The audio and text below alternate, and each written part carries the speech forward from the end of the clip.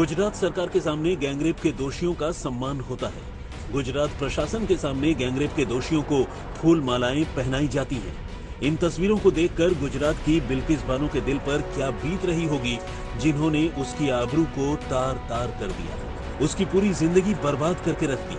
आज न सिर्फ उसके गुनहगारों को जेल से बाहर निकाला जाता है, बल्कि उनका सम्मान किया जाता है। ये कहां का इंसाफ है? ये कैसा न्याय है? ये तस्वीरें देखकर बिल्किस बानो के दोषियों को सजा सुनाने वाले निचली अदालत के जज, जो अब रिटायर हो चुके हैं, यूडी साल्वी से भी बोले बिना नहीं रहा जाता।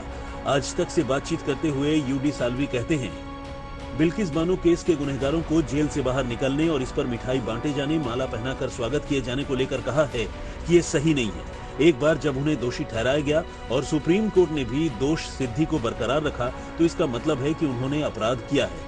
मैं कहूंगा कि ये बैड टेस्ट है, लेकिन क्या किया जा सकता है? रिव्यू कमेटी के लोग तो 22 लोग थे, भाजपा के एमएलए हैं, वो तो भाजपा ही हैं, तो वो तो करेंगे, इन लोगों की तायीद करेंगे जो बिल्किस बानो का रेप किए। और गवर्नमेंट ऑफ इंडिया का एक सर्कुलर है कि 15 अगस्त के दिन उन लोगों को नहीं छोड़ना चाहिए जो रेप करते हैं, तो उसके खिलाफ भी भाजपा की गवर्नमेंट ने फैसला लिया। तीसरा, सीबीआई के इन्वेस्टिगेशन पर उन लोगों को सजा हुई। गुजरात का चुनाव जीतने के लिए भाजपा की सरकार ने पूरे देश के उन मुस्लिम महिलाओं का अपमान किया जिनका रेप हुआ है। बिल्किस बानो को सिर्फ मुसलमान होने के चश्मे से मत देखिए, ये एक इंसाफ का मुद्दा है। और हम भारत सरकार से, प्रधानमंत्री से डायरेक्ट हम ये डिमांड करते हैं कि उनका जो रिलीज ऑर्डर है उसको कैंसिल करके उन तमाम को जेल को भिजाया जाए। बिल्किस बानो के साथ गैंगरेप करने वाले आरोपी राधेश्याम को वीएचपी के अरविंद सिसोदिया फूलों की माला पहनाकर इस तरह से फोटो खिंचवाते हैं जैसे कोई स्वतंत्रता दिवस पर क्रांतिकारी जेल से बाहर आए। वीएचपी बिल्किस बानो के गुनहगारों को माला पहनाती है, मिठाइयां बांटती है। और गोधरा से बीजेपी के विधायक सीके राहुल जी बलात्कारियों को ब्राह्मण और संस्कारी बताते हैं। आखिर ये कहां का इंसाफ है? ये कैसा न्याय है? 2002 के गुजरात दंगों के इस मामले में दोषी कुछ लोग ब्राह्मण हैं जिनके अच्छे संस्कार हैं, और ये संभव है कि उनके परिवार की अतीत की गतिविधियों के चलते उन्हें फंसाया गया होगा। जो हमारे देश की कानून, संविधान की धज्जियां उड़ा रहे हैं, और ये एमएलए है, बताइए, ये बीजेपी के एमएलए हैं, इनका जगह होनी चाहिए जेल में।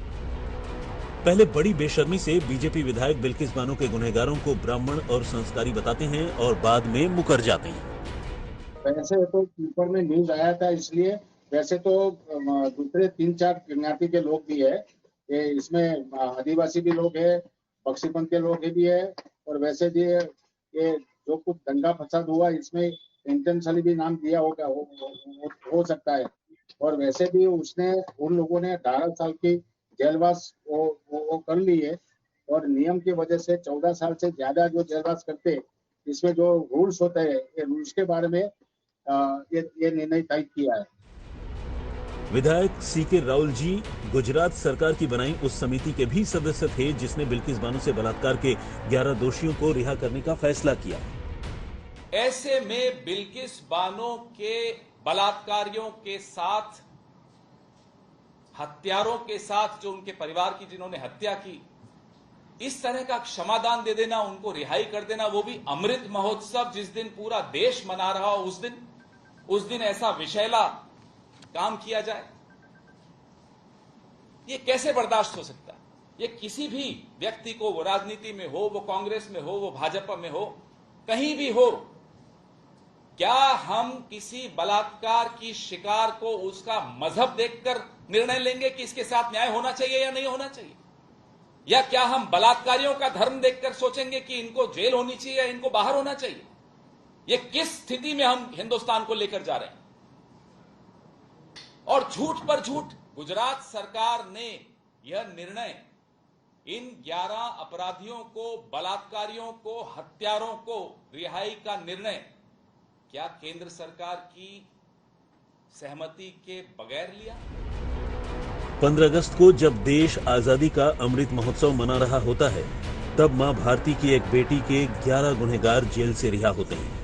जी हां, 2002 के गुजरात दंगों के दौरान बिल्किस बानो का गैंगरेप हुआ था, बिल्किस बानो ने न्याय के लिए लंबी कानूनी लड़ाई लड़ी। आखिर 2008 में गैंगरेप के 11 आरोपियों को आजीवन कारावास की सजा सुनाई जाती है। बिल्किस की आबरू तो नहीं लौटी, लेकिन उसने इस बात पर सब्र कर लिया कि उसके गुनहगारों को सजा मिल गई।